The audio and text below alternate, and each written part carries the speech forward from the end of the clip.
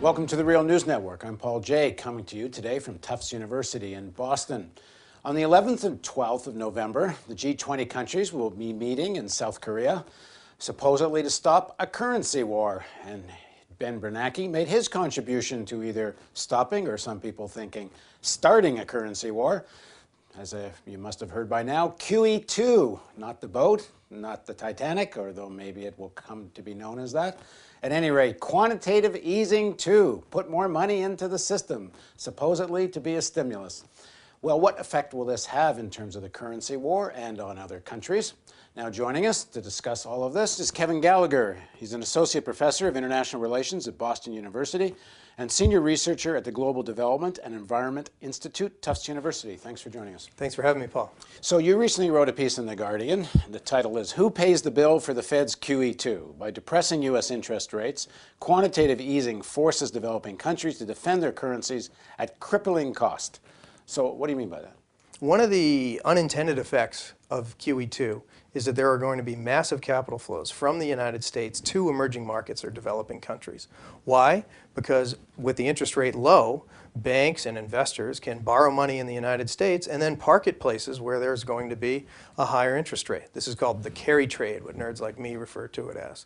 So you're pulling money out of the United States at a low interest rate, 2, 3, 4%, parking somewhere like Brazil, 10.53%. That's an amazing quick markup. Can't get that in the U.S. economy anywhere. And this essentially is the Fed is loaning money to the big banks at practically zero, or your big corporations can also get hold of money very cheaply and play this spread as well. Yeah, anyone who wants to be involved in global investing in the carry trade. It's one of the options that big money investors look at when they look around for different options to invest. And this is a fairly lucrative one. It's been very accentuated since 2008 because interest rates are already relatively low, but interest rates are relatively higher in developing countries. So there's been massive inflows of capital to the developing world. It has two effects. One, it raises their currencies. So their exports are more expensive. Brazil's currency's increased by 37% since 2008. Their stuff's more expensive out there in the world. So as we are trying to stimulate our economy, they can't get many markets around the world because their stuff's too expensive. That's one thing. The other thing that's perhaps even more concerning is the fact that this is speculative capital that's going to move in and out of their country and could cause asset bubbles in other parts of their economy. And just as quick as it comes in, if there's a change in the interest rate in the United States or a little scare in a country, it can pull right out and destabilize their financial system. So just to get it clear again, the Fed buys treasury bills, T-bills from big banks, or loans money very cheaply to corporate clients, but that goes through the big banks. You get the cash goes to zero to the big banks who make some of their own investments overseas, or if you're a AAA corporate lender, you borrow at 2-3% from the big banks, and now you take the cash to these emerging markets, and it has the consequences you were talking about. So first of all, how is this any stimulus for the American economy, which is supposedly the objective of this whole plan? Well, we have to realize we're in a world of financial globalization now. So if you've got an open financial system, investors can take money from one country and put it in another country if they see that they can get returns. So it's perfectly legal. It's unintended. And one of the... Or is it unintended? Is the objective of this plan to force inflation in these other countries, raise the prices of their goods, and that way make American products more purchasable here and more exportable? I mean, is this in fact just about a currency war? I'm not sure it's just about a currency war, but it's clearly going to be an effect. And developing countries around the world are already lining up at the Fed with placards saying, you shouldn't have done this, and you're going to pay for it at the G20 later on this week. What does Bernanke say in response to the critique? Bernanke said that the U.S. is trying to get its own ship in order, and you should try to get your own ship in order. What they're going to do to get their own ship in order is put in place capital controls. These are instruments to try to keep these short-term hot money out of their country. They'll also accumulate more T-bills or accumulate more reserves to be able to make sure that their currencies are more stable. Now, I was reading in your article that the recommendation to Colombia, I'm not sure if it came from the World Bank or not, actually saying they should have controls over this influx of capital, but Colombia doesn't want to. Yeah, there's been a sea change in thinking about capital controls over the past 18 to 20 months. John Maynard Keynes, when he originally put together the international financial architecture, used to say the capital controls were a core part of the global financial system.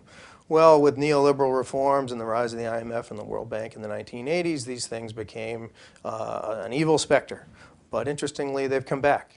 And they've come back in full force. There's been a number of studies by people like myself, by the IMF, by the Asian Development Bank, saying the capital controls have worked. And as a matter of fact, those countries that use capital controls were among the least worse off with this current crisis.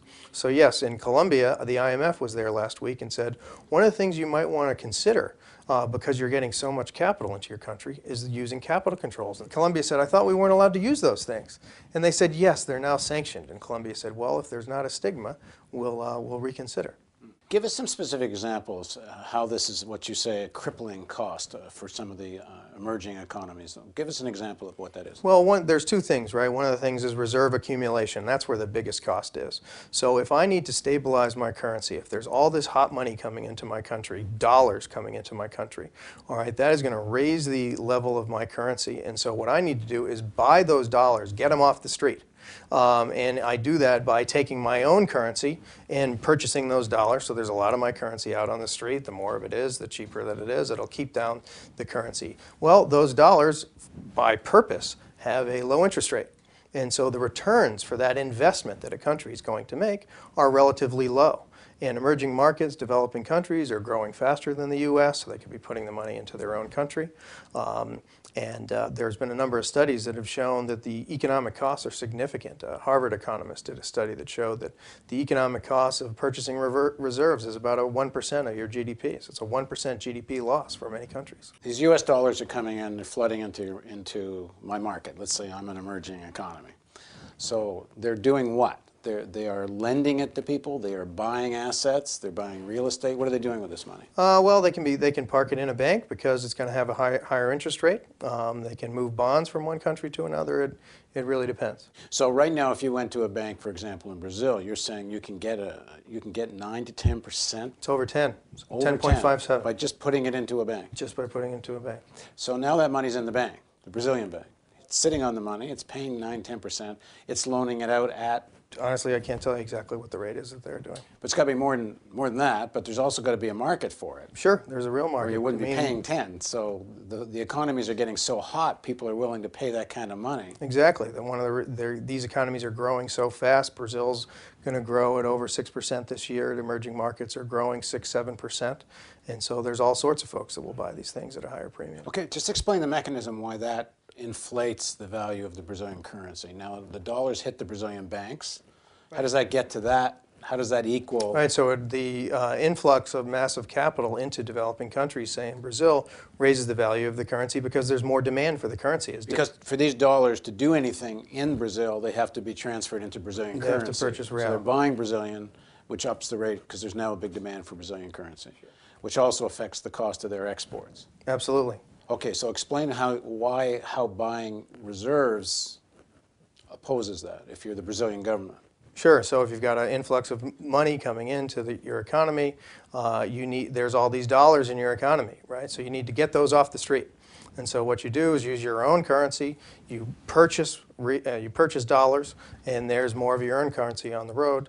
And therefore, if there's more of it, it's less scarce, and it's going to stabilize your currency, right? And you deflate your currency. You deflate your own currency. So in other words, it's a countermeasure to. So if one of the objectives of QE2 was to raise the value of other currencies in order to induce people to buy more American products, this counteracts that. So you wind up in a currency war where these economies just wind up at the same net result, except the banks make a ton of money on the way. Sure, the Brazilian finance minister has already said we're in the middle of a currency war and that the QE2 is only going to accentuate this.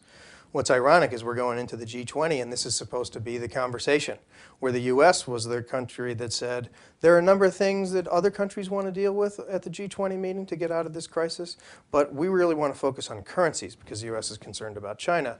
Then we make this move a week before the meeting where we're the ones who devalue our currency. It doesn't put us on great standing to going into these meetings. Now, the Chinese are pegged to the U.S. dollar, Chinese currency, so does it actually affect them, this QE2? No, they're pegged, so they purchase more dollars as our currency deflates. which increases the value of their reserves, and their reserves are over almost $3 trillion already. The accumulation of all these reserves is one of the core reasons why we have this financial crisis, right? That these Asian countries, for the most part China, have been accumulating so many reserves. This has accentuated what we call the global imbalances. So in order to save your country or your currency from this effort, we actually have to, many developing countries are accentuating some of the root causes of the crisis. Thanks for joining us. Thanks for having me. Thank you for joining us on the Real News Network.